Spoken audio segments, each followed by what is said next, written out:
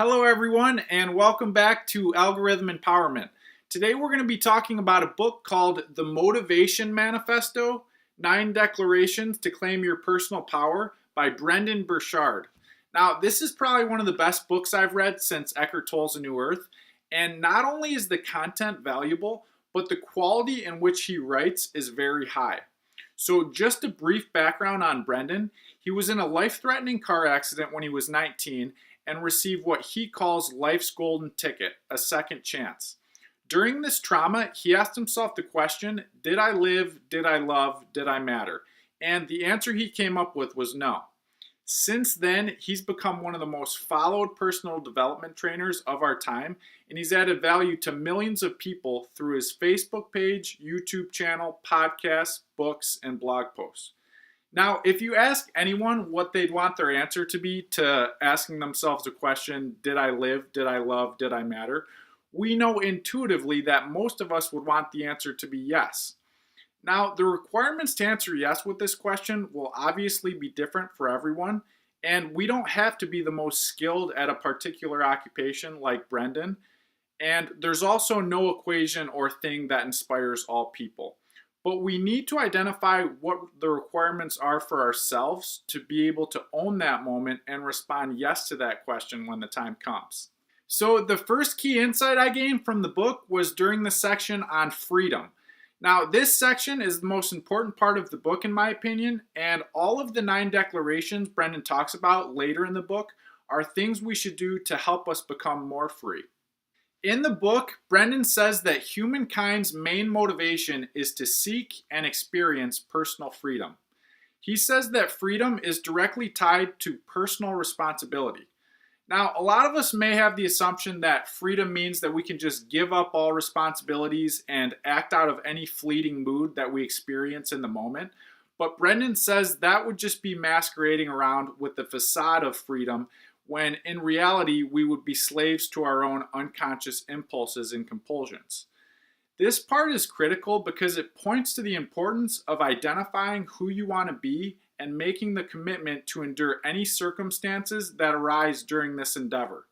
This means doing things that the old you might not want to do in order to elicit the persona that resonates with your highest self. It's really a change in mindset. Freedom consists of identifying your core values and then trying to embody them on a daily basis, regardless of how you feel from moment to moment. Our feelings come and go, but core values shouldn't change.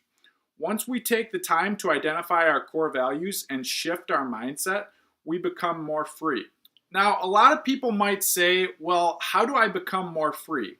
I have obligations in life that I don't necessarily have any control over. I work at a job or participate in an activity that I can't really control the outcomes to. Some may say, I want a raise at my job, but my company doesn't value my work.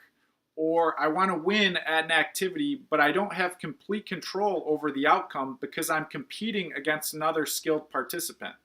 I'm not completely free, one might say.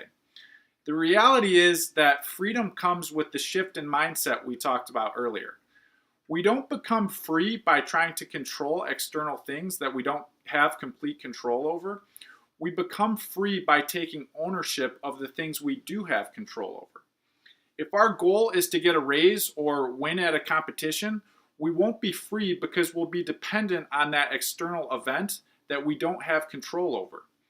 But if our goal is to do the best job we can with the work that we do, or compete in a sport to the best of our current abilities, we reclaim freedom by shifting our mindset to things we do have control over. Our goal should be internal, and we should try to do the best we can at whatever we're doing, instead of being at the mercy of external goals that aren't within our complete control.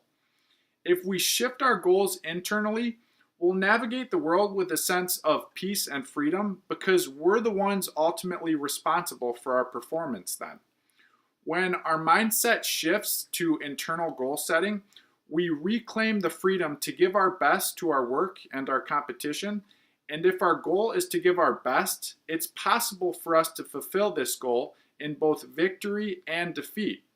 We become free by giving our best to what we do, regardless of outcomes. So, the second key insight from the book was during Brendon's explanation of the second declaration. The second declaration is, "We shall reclaim our agenda." He talks in the book about how many of us don't have control of our daily lives. We don't live lives of intention, we just fulfill the busy work of the day and fill the gaps of the day with distractions like constant technology. We fail to bring intention to our day because we don't utilize the gaps in the day for our own self direction and engagement in activities that give us a feeling of true purpose. Oftentimes, we fulfill many other people's wishes without giving any regard to our own dreams and aspirations. And by doing this, we respond to others half heartedly because our attention is stretched beyond its point of optimal function. He says that most of us don't feel a stark, stirring life purpose and we don't feel hungry for it in the morning because we haven't taken ownership of our agenda. We're living a life of reaction instead of proaction, and he says that we can't be driven unless we begin to identify what we want and schedule our day around it. Now, many people will ask us to do things throughout our life, and we have to identify what we want to spend our time doing prior to being asked. We have to have the courage to say no to requests that take time away from the things that are truly meaningful to us. I personally have said no 5 times this week after reading this book just for practice. Even for things that I kind of wanted to do, I said no because they weren't in alignment with the schedule I created earlier in the week. He says that a life of joy, power, and purpose only await those who consciously design their life on a daily basis. To do this, we must declare that we shall reclaim our agenda. So the next key insight I gained from the book was in Brendon's third declaration. His third declaration is, "We shall defeat our demons." He talks in the book about how there's something within us all that sabotages our natural pursuit of freedom. It arises whenever we push ourselves beyond our personal comfort zones and when we choose to be authentic and caring in a world that's often lacking these attributes. This thing sabotages us whenever we decide that we want something more, but contemplate the work and dedication that that thing will require.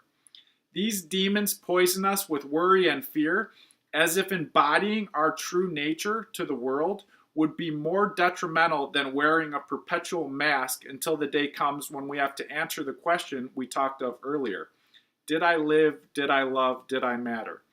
He says that our destiny is dependent upon how well we know our internal demons and how well we defend and win battles against them on a daily basis. Without mastering our demons, we'll always be slaves to fear, but with mastering them, executing in the midst of fear is possible. Brendon says that the future is reserved to those who stand bold in the current hour. This is why we must declare that we shall defeat our demons.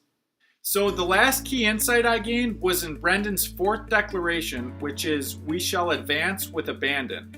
Brendon explains in the book that most of us aren't experiencing acceleration in our lives as fast as we're capable, and we're waiting to find critical answers to the questions about who we are, what our dreams are, what we love, and what we truly want out of our lives. We wait for our own personal readiness to express ourselves, and we wait for other people in society to validate us in these pursuits. He says that we've forgotten that embodying who we are to the extent of being vulnerable is a courageous act, and that being validated in our efforts to move forward will never be encouraged by the fearful masses that resist change due to its uncertainty. He says that everyone that's seeking acceleration and change always requires a touch of insanity in order to have the courage to follow through. He says that if taking action before the conditions are right is unreasonable and reckless, then we must be unreasonable and reckless. Our intentions do not matter unless they're followed by actions. In closing, he states that the present moment bears urgency for those who seek to begin something that's important to them. That is why we must declare that we shall advance with abandon. So those were my key insights from the Motivation Manifesto by Brendon Burchard. I encourage you to read the book in its entirety because there's a lot of great stuff in there that we didn't even cover. I think the most important thing that I learned from the book was that personal freedom comes from discipline and a shift in mindset when we're setting our goals. I encourage you to try and experiment with this shift in mindset and begin to reclaim your agenda, defeat your demons, and advance with abandon in whatever activity you're currently engaged in. So thanks a lot for watching, and always remember, keep giving her.